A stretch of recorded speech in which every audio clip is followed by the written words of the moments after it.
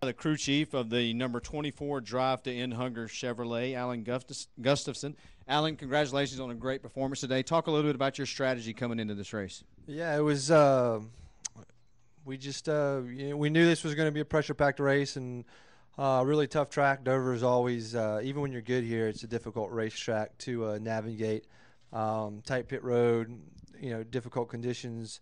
The track rubbers up, and then conditions change. So we knew we had to be on our game, and we had to be focused, and we had to come together as a team and really work towards having a good run to transfer through. And I think all that kind of came to fruition here, and we were able to win the race. So really good driving Hunger Chevrolet, which was one of the best three cars, and I think for us the long run was what we needed at the end, and we got that. And fortunately, we were able to hold off Brad and get the victory. Okay, we'll go to questions for Alan. Okay, Kenny, right there. Kenny Bruce with NASCAR.com. Alan, how much information did you guys glean from the 4-car for the setup over the weekend? I talked to them earlier, and they said there might have been a little bit of information sharing going on there.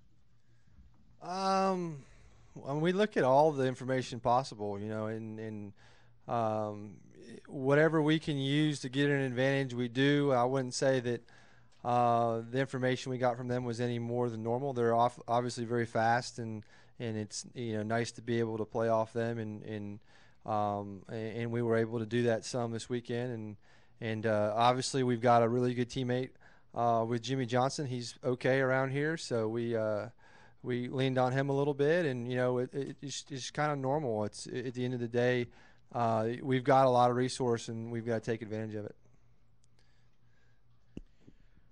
Okay, go ahead right here, Jeff, or Dustin, I'm sorry.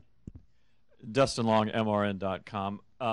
Alan, obviously you're not gonna celebrate this win too much, so I'm gonna go ahead and look ahead and put the heat on you immediately. Obviously Penske and Hendrick have won all the mile-and-a-half tracks. You've got a track coming up where you won at next week. You've got another track at Charlotte where the organization is strong. What needs to happen the next 2 weeks? How important are those 2 weeks to not have to worry as much about pressure situation at Talladega? Yeah, I mean, absolutely. They're very important, and really every race is important, but those two, are as important as any that we run. Nobody wants to go into Talladega having to make something happen. I think that's leaving yourself to a lot of circumstances and not having a lot of things in your control. So I think we all feel like going to Kansas and Charlotte. Those are racetracks that more of our finish and the outcome of the race is going to be in our control, and we want to take advantage of those two tracks. And ultimately, the goal is to win one of those two tracks, and don't have to worry about going to Talladega. But at the end of the day, Talladega has always been a factor in the chase. It's going to continue to be a factor in the chase. And whoever has won the championship has had to navigate that track, and I don't think that's going to be any different. But the two guys who are able to lock in at Kansas and Charlotte are going to go there in a lot better mood than the rest of the competitors. Go ahead, Dustin.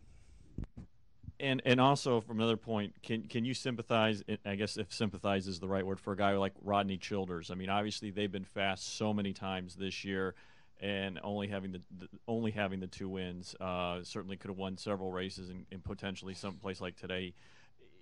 What's that like to go through something like that, or have you had any kind of experience that even kind of mirrors that? I don't think you have you? Yeah, I mean, it's a very humbling sport. I've had a lot of circumstances.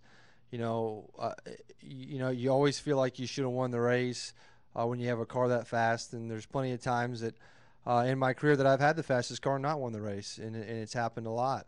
And that's just the way the sport is.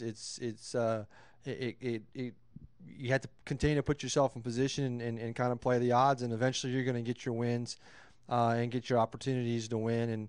And if they run the way they're going to run, it's going to happen to them for sure. And it's not like they've finished 30th every week. I mean, they've still finished very, very well. So Rodney's a good friend of mine, and I wish him nothing but the best. And I hate to see him have those problems, but I'm not going to lose any sleep at night over it. So I'll worry about my stuff.